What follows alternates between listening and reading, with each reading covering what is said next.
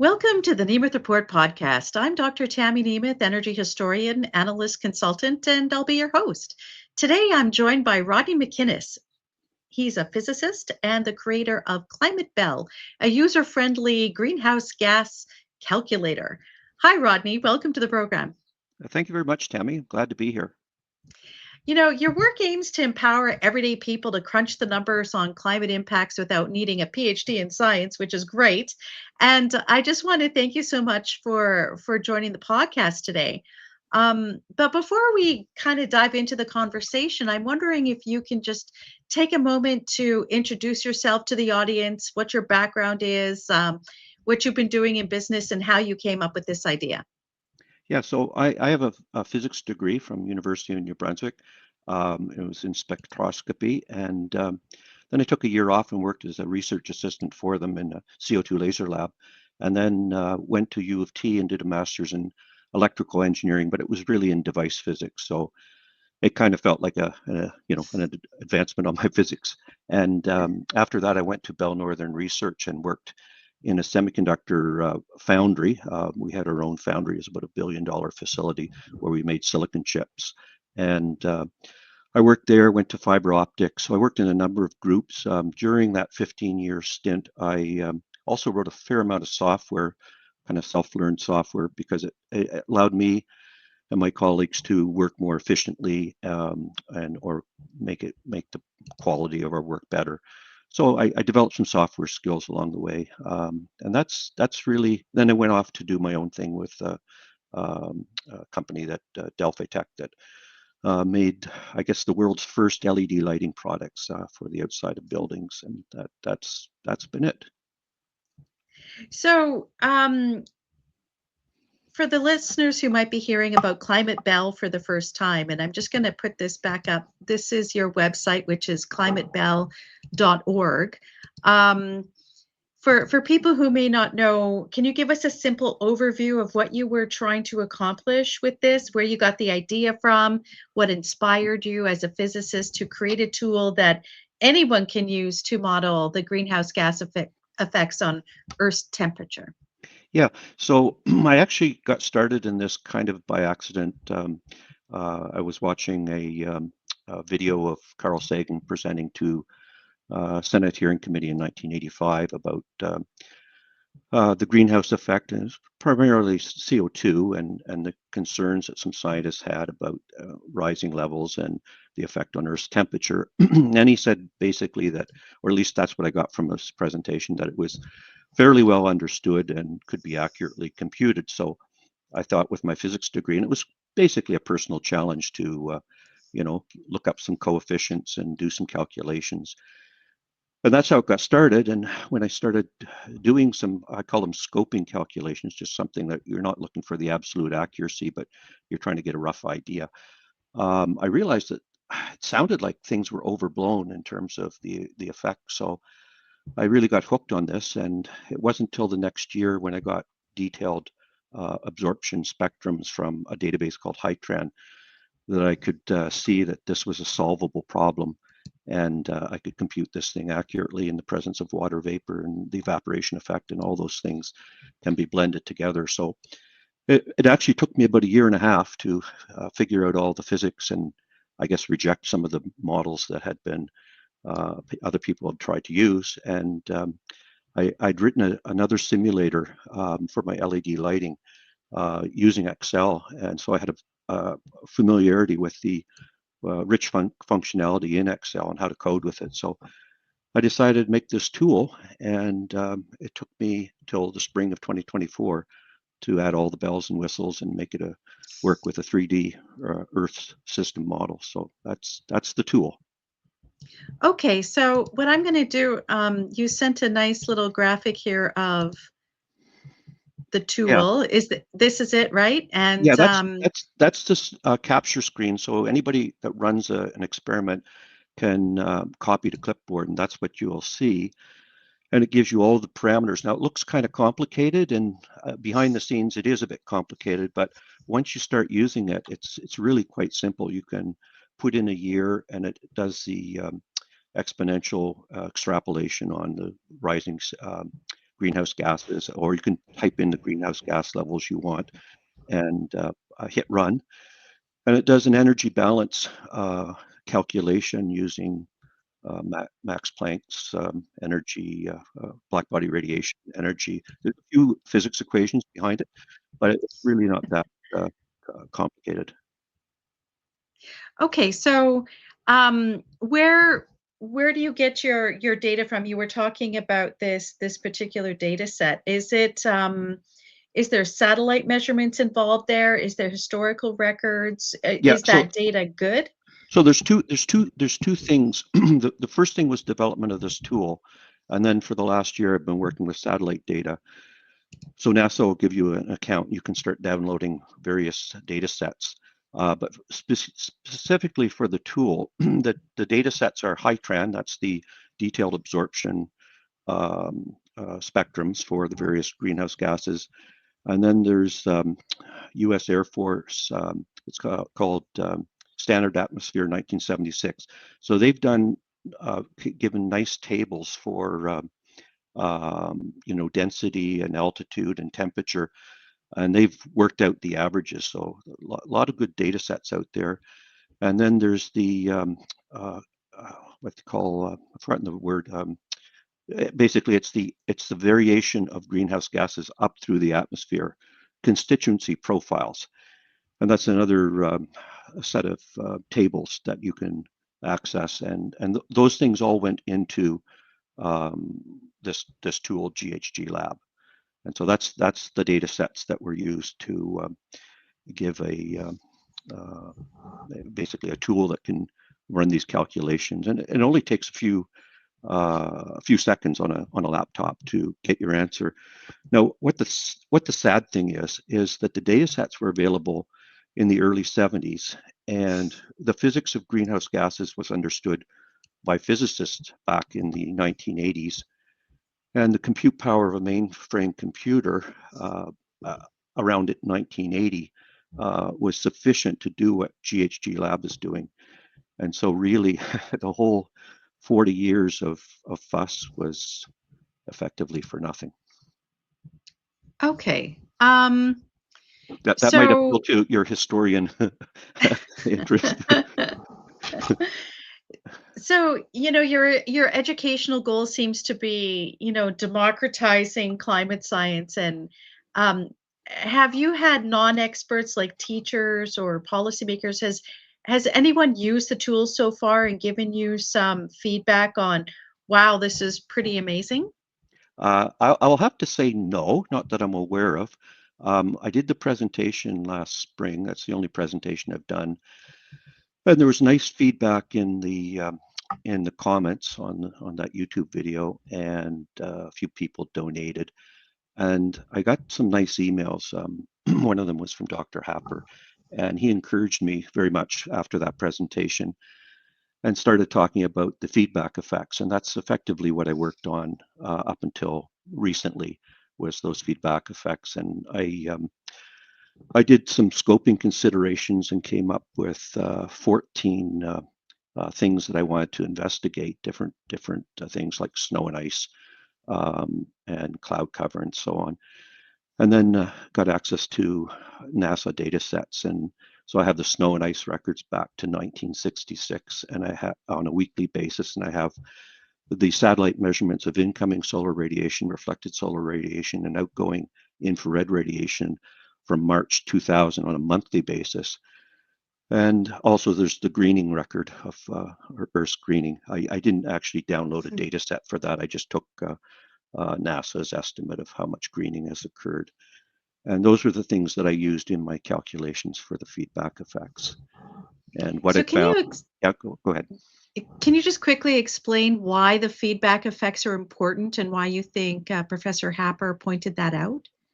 I think in order to eliminate the wiggle room, you have to really address everything. So feedback effects are things that could positively or negatively affect the temperature. So, for instance, when the temperature goes up, there's more evaporation of water off the surface of the Earth, which increases the water vapor in the atmosphere, and that is a positive feedback effect, meaning it amplifies the temperature, so it adds to the temperature because it's water vapor is a greenhouse gas.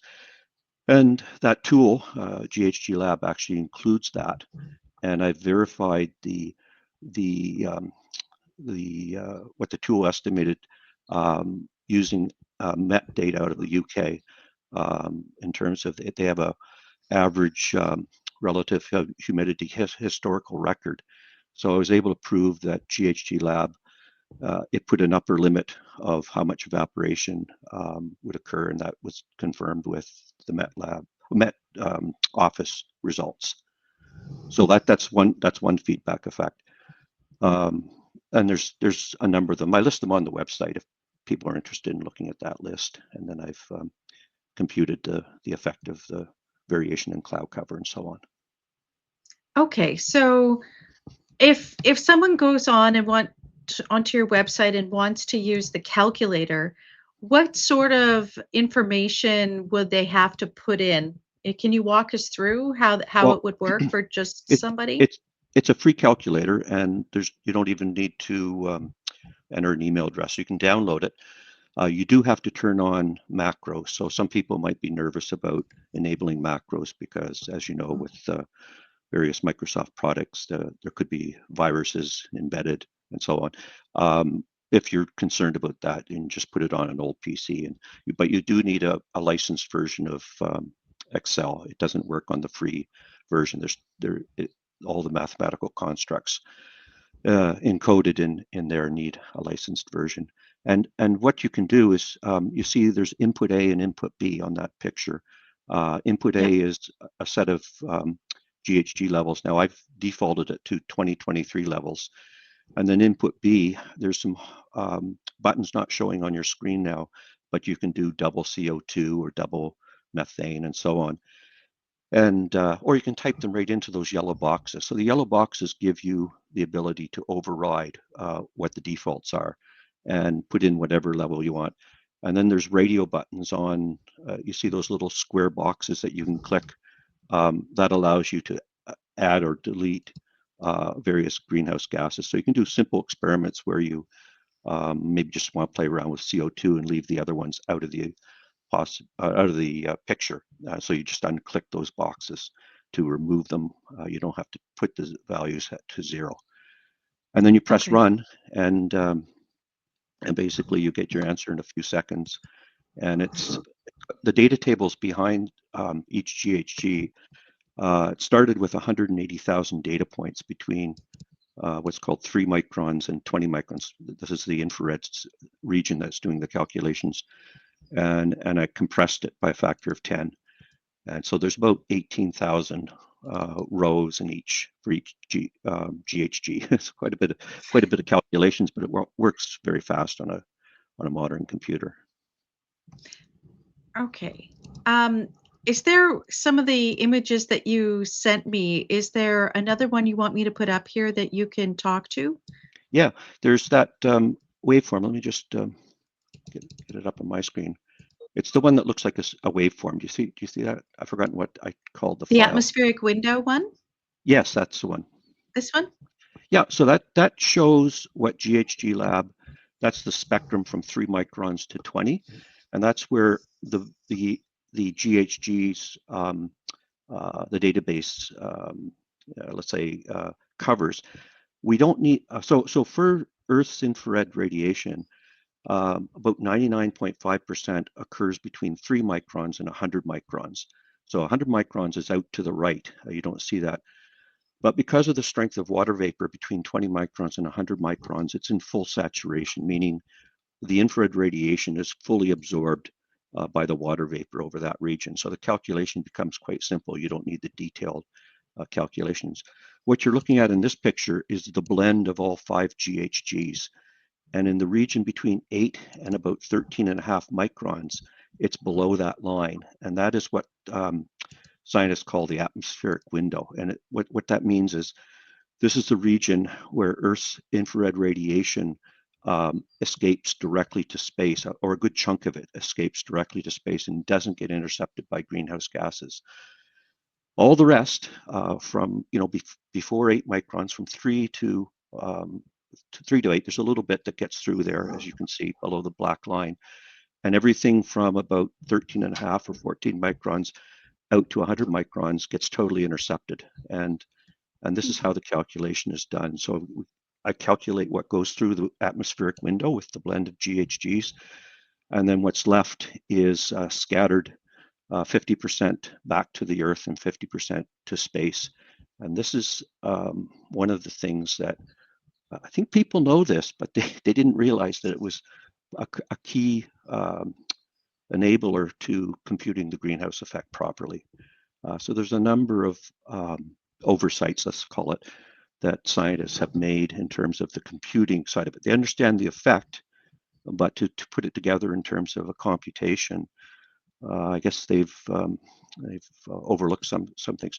It's a very important thing for the farming community. For methane and nitrous oxide, if you look at, and the tool allows you to see this very clearly if you start playing around with those, what I call radio buttons to turn on and off various GHGs. But the water vapor actually overlaps the methane and nitrous oxide absorption spectrums. And water vapor, the natural level of water vapor, we emit water when we burn something, but our contribution to the atmosphere is, you might as well say, it's vanishingly small. Like we'd have no effect on increasing the water vapor from the combustion that we do relative to evaporation off oceans and off the land. The water vapor has done all the absorption so that methane and nitrous oxide are virtually impotent in terms of raising Earth's temperature. This is a major, major thing. And GHG Lab will demonstrate that. So doubling methane, doubling nitrous oxide, you're talking about a few hundredths of a degree increase in Earth's temperature, which is, you might as well say it's nothing. And yet they're forcing farmers to cull animals because of methane, and they're forcing them to cut down on fertilizer because of nitrous oxide. It's just ridiculous. Right. And it's interesting you show here um the amount of CO2 if it's, the parts per million, which is 421. I think people don't realize with methane when they talk about how terrible it is, they usually mention it in parts per billion, which gives you a different number because when it's in parts per million, as you show here, it's like 1.9. And then Yeah, nitrous oxide is even less. yeah. So I'm not diminishing their um, potency as a greenhouse gas by themselves, but in the presence of water vapor, for the Yeah. concentrations that we have, they're really nothing, and yet a big deal is being made about it. And I just don't understand how such an obvious thing is not brought up. What the problem I'm seeing with the modeling is they'll blend together things that should be separated and separate things that should be blended. And the example of blending the absorption spectrums of the greenhouse gases to their concentration level and the profiles up through the atmosphere, that has to be done before a calculation. But what they do, they talk about the radiative forcing of each GHG separately, Right. and they miss the fact that water vapor already does let's call it the work of absorbing and leaves methane and nitrous oxide of no consequence. So Yeah, that's I a just really don't, good point. That's a great yeah, point because, like, quite often when there's conversations around methane, they talk about as if it's by itself yeah, doing things, not that it's actually mixing. I mean, our atmosphere is a mix. It's a mix of different gases. yeah. And to try and model it and say, well, if we just pick out this one thing, it's gonna change everything. And the fact is that these are all mixed together, like you say. Um, I I just um, I'm really startled at some of the uh, let's call them foundational errors in the way people have tried to model this. It just, to me, it's I don't know what to make of it. They know they so have a deep knowledge of atmospheric physics, but but I guess they're a little bit weak on the modeling side or something. Okay, so like you're talking about how these models and some of the peer-reviewed stuff kind of fail. So what common assumptions in these models do you challenge besides, where can you be a little more specific of what kinds of things do they combine that they shouldn't? Since we talked about things that they separate that should actually be combined. Yeah, by so when I created this tool, I do not use any temperature record to uh, compute the temperature effect. I'm doing an absolute temperature calculation, a radiative calculation. They take the temperature record and they use that to infer what the um, what the effect of rising CO2 is. So they're they're not computing it purely. They're including it and including all the feedback effects, and they've commingled it so you can't really tell. And this chart that you brought up here, I'm surprised I didn't do this back in 2022. I only did it when I started doing the feedback effects, and I put just the NASA temperature record, and that's the dark blue line, and that's yearly average temperature, and that is a centered value. People think I'm I don't know, using the noise. That's not the noise. That's the centered value. NASA gives a 2 sigma or a 2 sigma uncertainty, a plus or minus. So each point there where I'm connecting point to point, year to year, that's the dark blue line. The light blue line is going from inflection point to inflection point. So what we see from 1881 to 1909 is a recurring reduction in temperature, and the separation from the peak of 1881 to 1909 is a 6 sigma drop. So 2 sigma, you're at 95%. 6 sigma, I don't remember the number, 99.997 or something. It's a sure thing that there's a protracted drop. And then the next one is a 12 sigma rise up to 1944, and then a 10 sigma drop to 1964, and then it starts rising after that. So that temperature record, people like to look to the last 6 decades and say, well, look at that. The CO2 is going up rapidly, which it is, and the temperature is going up rapidly, which it is. So there's your proof. But the region of evidence is the 84 years before that, right? And so I don't know why. To me, if you're going to say CO2 is a major driver of Earth's temperature, but you have no correlation, I don't get it. Like that really exposes the situation. And then the temperature rise for the last, let's say, since 2000, I've got the data sets for incoming solar, reflected solar, and outgoing long wave radiation, and I can compute that, meaning that there isn't, from my point of view, the satellite data sets confirm that the temperature rise is real. There are people that believe it's mixed in with urban heat island effect, and there probably is some contamination, but it doesn't seem to be a large contamination. It seems like they've done a pretty good job of keeping that influence out of it. I don't know for sure, but it lines the satellite record for the solar radiation supports the temperature record, and so that shows that in fact most of the temperature rise is actually coming from a reduction in cloud cover, which has nothing to do with greenhouse gases. It may have a little bit to do with us cleaning up our emissions, so that there's not as much what scientists call nucleation sites. So with cloud formation, whether it be ice crystals or water droplets, you need two things. You need saturated water vapor, and meaning that you're at 100% relative humidity, and you need a site for that water to condense on, or freeze-on, which is a speck of dust or a complex molecule. And there's natural causes for variations, and there's our own contributions in terms of, soot emissions and things like that.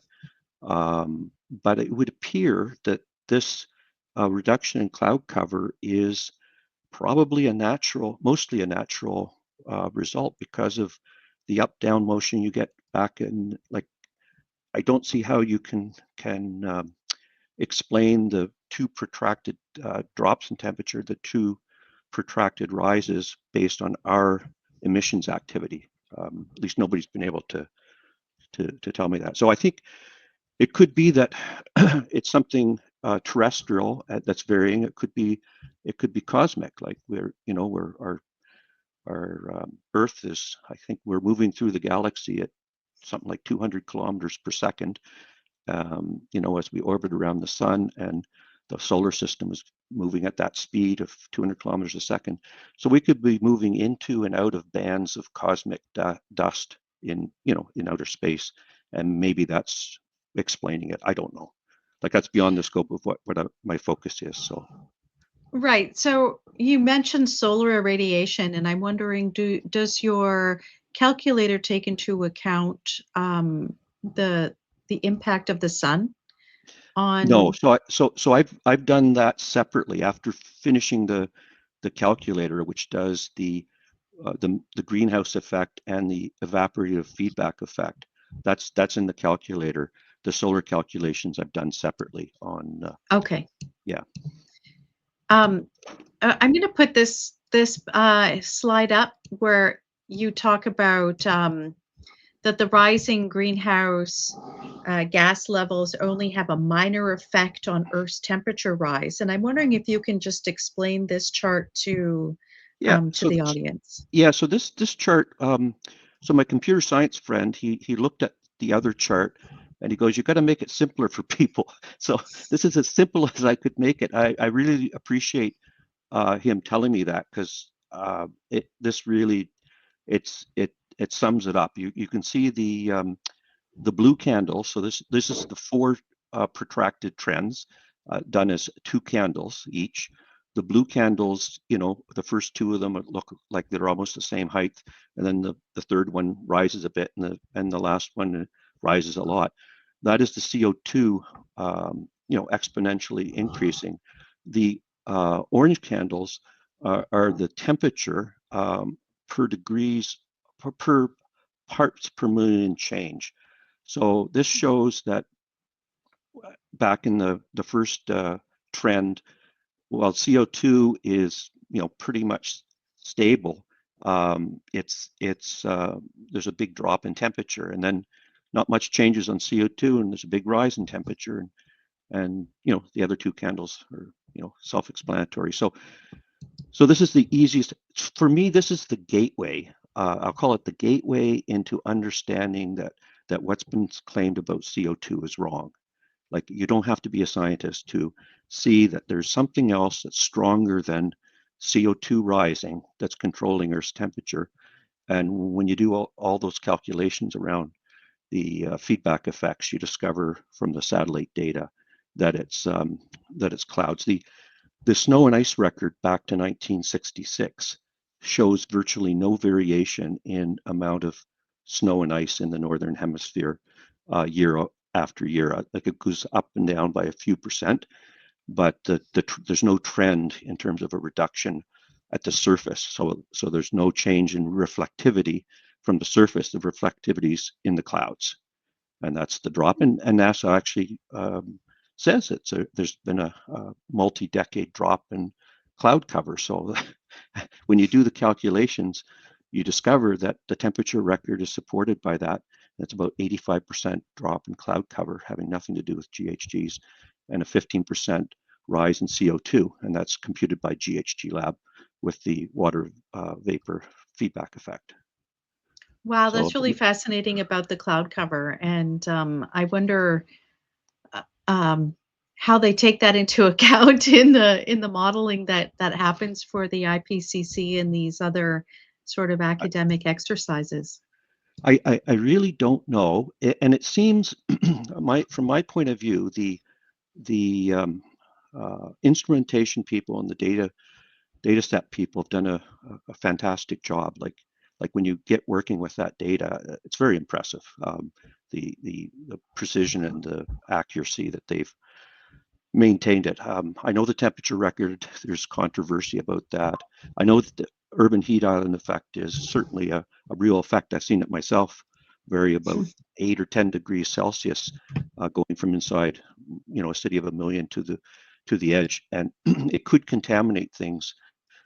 For people that don't know what I'm talking about, the urban heat island effect is where the thermometers are placed that make a temperature reading, each day, and they've typically been in places like at airports that were originally built like at the edge of the city where there's lots of land, and then the city's um, grown up around them, and now the airport's right in the city, and uh, the extra heat from buildings and from asphalt and so on creates they call it a bubble or an island effect of extra temperature, a warmer temperature in the city from the edges. So if you're taking a bunch of data points around the Earth to get an average temperature, you have to be careful to exclude, you know, contaminated readings. It's pretty hard to calculate way out of it. You just have to avoid using ones that are corrupted.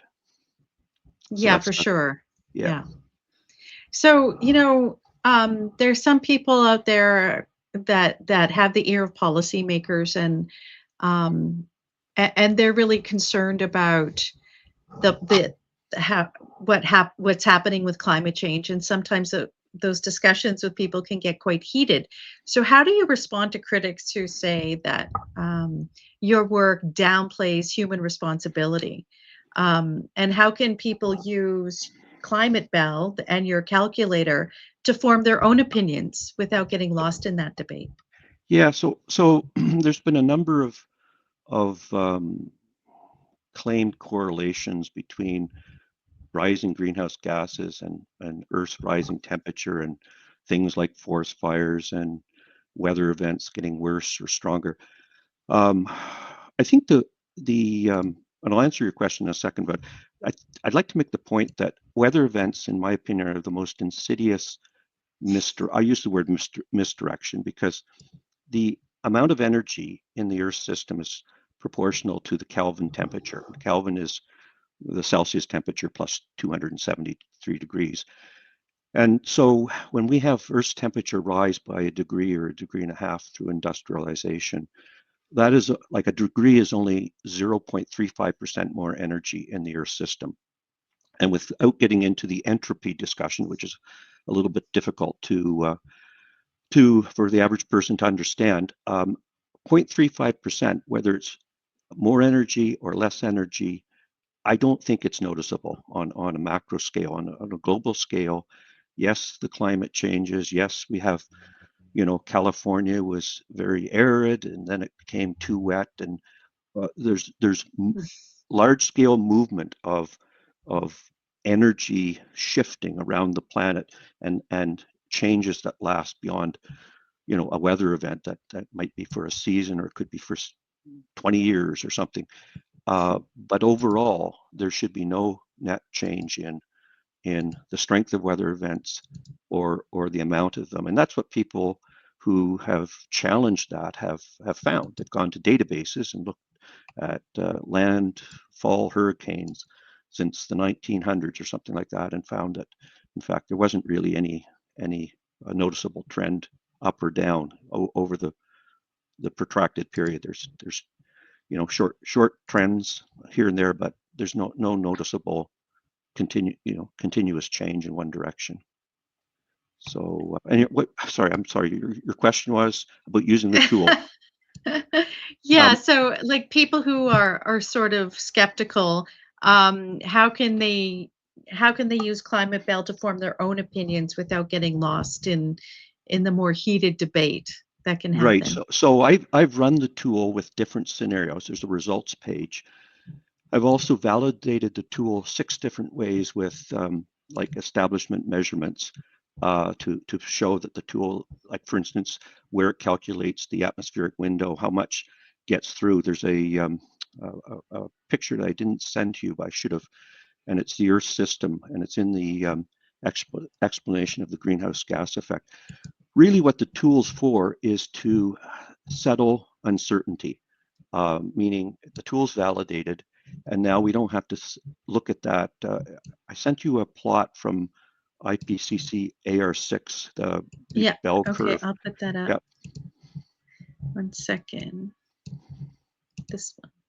Yeah, that one. So I think that's 2021. That was their sixth report, and I use the word polling um, models. People get angry with me when I use that word. I don't know why, but I don't have a better word myself. Whatever it is they're doing, they're looking at a bunch of models, and they're deciding that these models they're going to entertain as plausible models, and they plot them, and they basically create a curve there. They think it's between 1.5 and 4 degrees. I think the last time I read some stuff, they were thinking it's about 3.7 is the most likely temperature rise for a doubling of CO2. And they're including all their feedback effects, but without really separating them out. They're all bundled together. And what I calculate with so they go from 1.25 to over 6.5 degrees, but you could throw out the fringes and just say it's between 1.5 and 4. But what GHG Lab computes is 0.57, including the water vapor feedback effect. So it's not even showing in their plot. They are skewed by about, if you take their centered value, they're skewed by about 700% high on Wow. their estimate.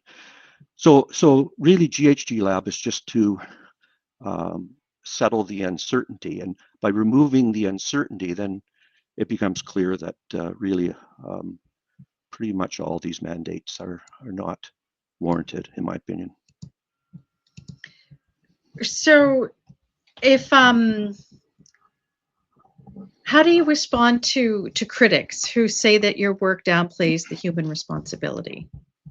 I don't get into the argument about what percentage of rising GHGs is human or not, because the consequences, as I show with GHG Lab, are nil for methane and nitrous oxide and manageable for CO2.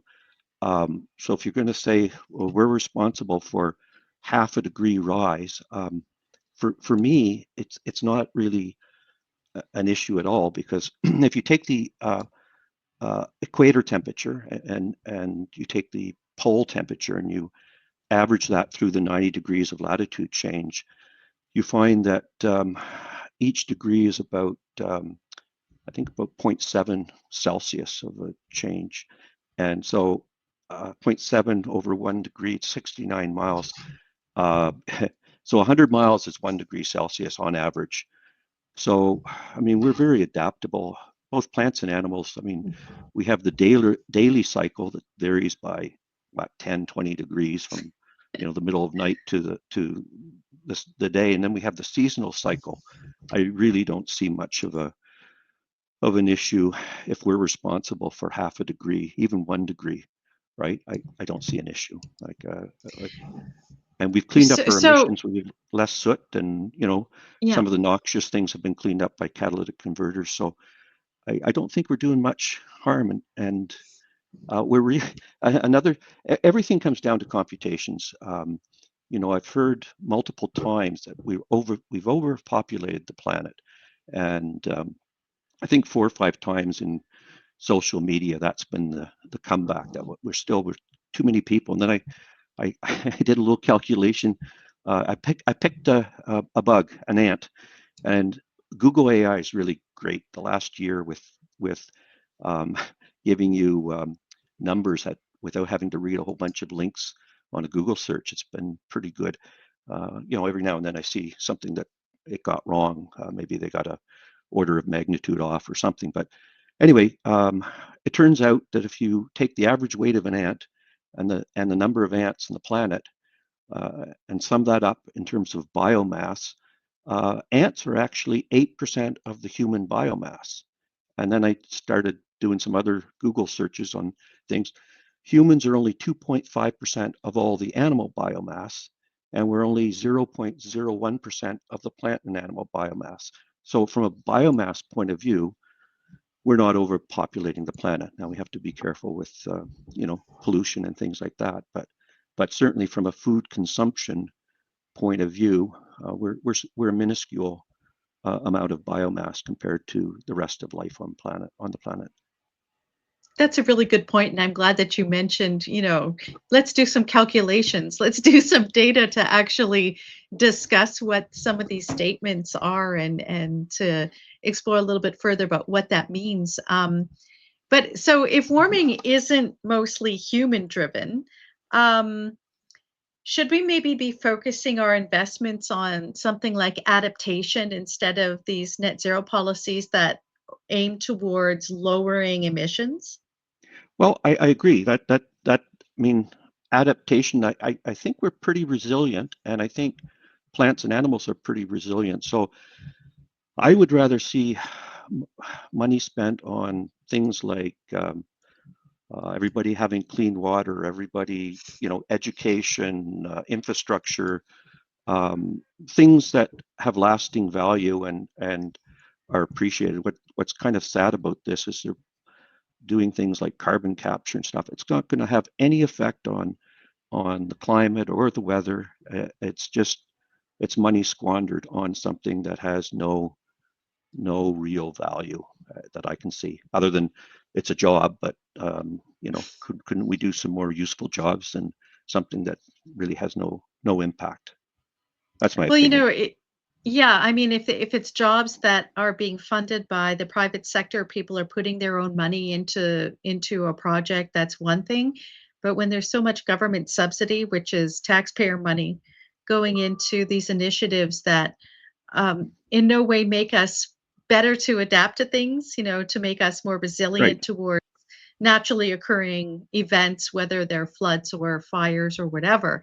There's the taxpayer money could be better spent preparing for those kinds of things rather than such initiatives that, if the private sector wants to do it, go ahead. If people want to put their money in, they choose to do so, that's fine, but it shouldn't Yeah. be taxpayer money. Yeah. I'm glad you made that distinction. That's what was in my head. I didn't express it though. So Well, in wrapping up here, and thank you so much for taking the time to chat with me. What's the first step people in the audience who are listening or are watching on YouTube? What should be the first thing they do on your website to start exploring the calculator? okay. I think the calculator, people that want to play with it, they're probably going to be a little bit technical, and they're going to have fun with it. Um, for people that aren't technical, I do have tables of results. So as if they ran the calculator, I show them what a doubling produces, so they can just go and access that.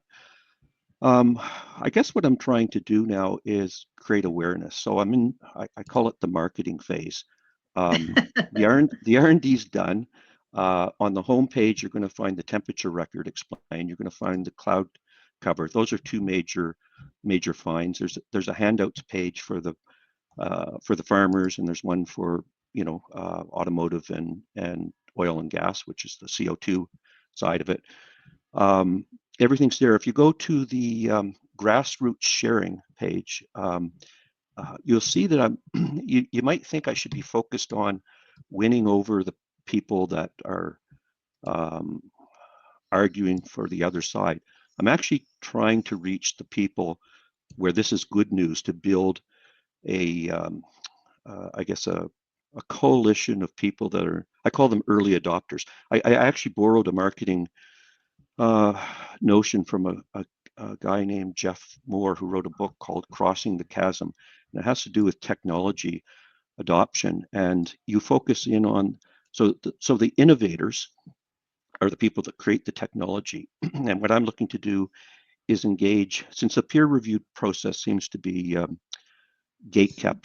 Andy May, I don't know if you've heard of Andy May, but he Yeah. he wrote thing on his Substack about various editors of journals that got fired for letting heretic paper get through that didn't hold the establishment narrative. So since that is not a viable option for me, and even if I did publish in some journal this work, which basically refutes the 130,000 other papers out there, they're going to say there's 130,000 papers against your one.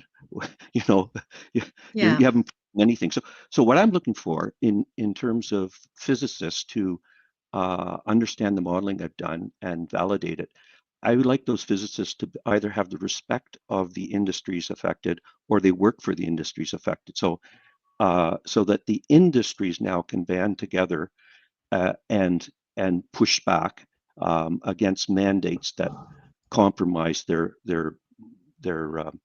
business, compromise their let's say focus on quality products and quality services. So the industries of oil and gas, agriculture, and automotive. I would like to see a lot of people share this information. I'd like to see the industries band together. I think maybe I'm a little bit inspired by what happened with the pandemic mandates. As you will recall, that there were a lot of mandates forming, and what happened was, without getting in, I'm not a doctor, so I'm not going to talk about therapies, but I saw at the end their chief slogan that they pushed, the safe and effective thing. It fell in the end with the spread of the Omicron variant. They lost the effective argument. And then industries and individuals banded together and go, why do we have to put up with these mandates? There's no valid reason to force us to do this, that, and the other thing, the vaccine passports and all that stuff. So it seemed like once the wiggle room was gone, then they had to relent. And I think maybe that's my main reason for building GHG Lab and doing the feedback effects, is to basically eliminate the wiggle room. And then it's going to be a matter of some innovators, I call them innovators, if they validate do the peer review for me, and then early adopters are enthusiasts that realize that the mandates in the climate stuff are really not based on any useful goal. It's effectively, from my point of view, it's waste. So Okay. Yeah, go to the grassroots sharing, and if somebody wants to donate, great. If they just want to share it with other enthusiasts, that's all I ask. Right. So if you go to climatebell.org, that's Yeah, where you can find the GHG calculator. And at the very top, it has home, about, R&D details, and calculator. And if you click on calculator, it'll take you to where you can download the that's right. Excel file and whatnot. And if Yep. you scroll all the way down to the bottom of the page, on the right-hand side where it says below are some useful links, you'll see the grassroots sharing. And if you click on that, then you can get to the the the different elements of being able to spread the message, executive summary, and all that kind of thing. So for people who are listening, check out climatebell.org. Go to the bottom of the page, click on grassroots sharing. And it also gives some more details about Rodney's initiative, why, about, and so on, and how it does the calculations and so on, and some of the peer-reviewed papers. So I highly recommend people check it out. Rodney, where else can people find you besides at climatebell.org? So I'm on LinkedIn a fair amount these days, more than even on email. I tend to go there to interact with people, and I started doing that last fall. I hadn't done anything much before. Well, I'd done it a few years ago, but I found it very useful to test out basically where are my weaknesses, and it was very useful. So when people would challenge me, and I've met a lot of nice people on both sides of the debate here and learn some stuff from both sides. But one of the things was I'm not qualified to do this, and so I realized that people were thinking this is a meteorology or climatology type thing when it's purely a physics problem. And I tried to explain that on the website. So I put up my bio. There's a really nice story there of a guy named David Smith out of the UK. I don't know if you've ever heard of that guy that solved the tiling problem, Tammy, have you? No, I haven't. Okay, so in my bio, I put that story up because it's quite inspirational. It's a guy who was a hobbyist at math. He didn't even do a university degree, and he solved a problem that mathematicians had been working on for 50 years. and he went to the I think a mathematician at University of Waterloo who had written a paper or something on that topic to get validation. And that's kind of what I'm doing now with hoping that some physicists will accept my invitation to validate the modeling that I've done. And I'll call them innovators because they're, part of the team that basically understands how the physics works. So yeah, I like that story a lot. It was, and there's a physicist who presents. She has a YouTube channel and she presents the explanation of that. She does a fantastic job telling the story of this fellow David Smith. It's quite an interesting video to watch. Is that Sabine? Is she the one No, who? no, it's No, it's a different one. it's a the channel is Up and Atom. I can't remember Okay, her name. I'm sorry, but that's all right. yeah, yeah, Well, thank yeah. you, Rodney, so very much for making this Thank you, Tammy. complex topic understandable. Thank you so It's much much. appreciated, and I thank you so much for your time in giving us this information. And I highly recommend people check out his website, give the calculator a run, punch in some CO2 numbers, and see what outcome you get for what the temperature increase would be if you double it or triple it, as we're told this is going to be destroying the Well, world or actually, whatever. you make a good point bringing that up again because I looked at the United Nations has done some modeling on population growth, and they've I'll use the word polling again, and it's appropriate to do it the way they've done it for the population because it's not an exact science, so you can't really compute it like you can the greenhouse effect. But anyway, they've predicted that by the year 2100, we'll probably have peaked in population at about 10.4 billion, and then we'll go into a multi-hundred-year decline. And I Yeah, believe that their average value by the year 2300 is going to be less than we are today, but I think 7.5 billion. So what that means, and I mentioned this last year in Tom's presentation, is that we're likely never, even if we continue doing the emissions we do, and even if all the rise in CO2 level is from human emissions, we're probably never going to double it. And so it's going to peak and then start a decline. And as I said, the methane and nitrous oxide is irrelevant because they're completely dominated by water vapor. So we really have nothing to worry about in terms of our emissions. We got to keep the planet clean, but greenhouse gases are not a problem at all. So that's my belief based on my analysis of 4 years of analysis. So excellent. it's not an opinion. It's got some science behind it. Anyway, Yeah, well, that's a good point to end on. Thank you so much thank for you, your Tammy. time and your amazing explanation. And I'm so glad that you were able to put this together with some solid physics because, Yes, people don't understand that weather is very much a physics issue as much as anything else. Thank you. yes. Thank you. Have a great day. You too. Bye bye.